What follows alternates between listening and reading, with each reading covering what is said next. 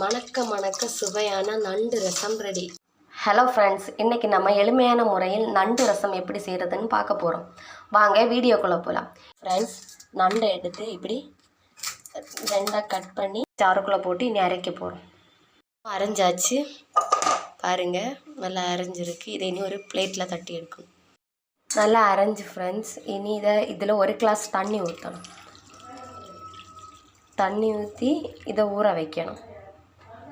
அரைச்சி ஊற வச்சுருந்தோம், அதை இப்போ வடிகட்டி அந்த சாறை மட்டும் தனியாக எடுக்க போகிறோம்.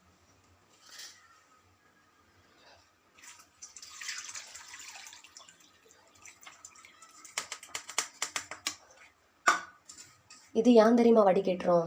இப்போ அந்த சின்ன பீஸ் இருக்குல்ல, அது இப்போ வாயில் போச்சுன்னா தொண்டையெல்லாம் கீறும், தொண்டையில் பட்டு. அதனால தான் இதை நம்ம வடிகட்டி அடிக்கும். இப்போ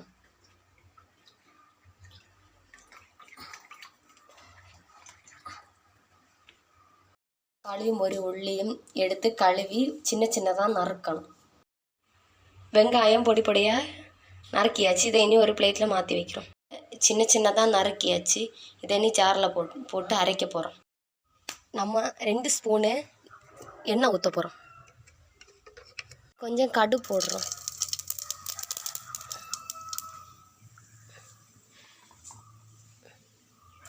கடு பொட்டி வந்த பின்னாடி கொஞ்சம் கருவேப்பிலை போடுவோம். இதை லைட்டாக கிளறி விடணும்.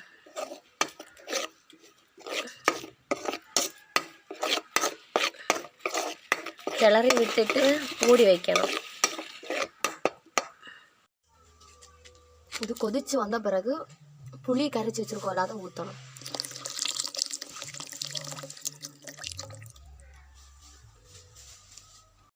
தேவையான அளவு உப்பு போடணும். நான் 2 ஸ்பூனு சேர்க்கேன். நீங்கள் உங்களுக்கு தகுந்தபடி உப்பை போட்டுக்கோங்க. குருமிளகு பொடி போடணும். உங்களுக்கு எவ்வளோ வேணுமோ அவ்வளோ போடுங்க. எனக்கு கொஞ்சம் காரசாரமாக இருந்தால் தான் பிடிக்கும், அதனால நான் கொஞ்சம் கூடுதலாக பொடி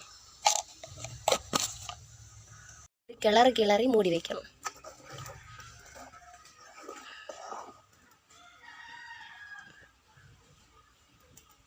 மணக்க மணக்க சுவையான நண்டு ரசம் ரெடி. இதை இனி நம்ம சோறில் பிசைஞ்சு சாப்பிடணும். செம டேஸ்ட்டாக இருக்கும்.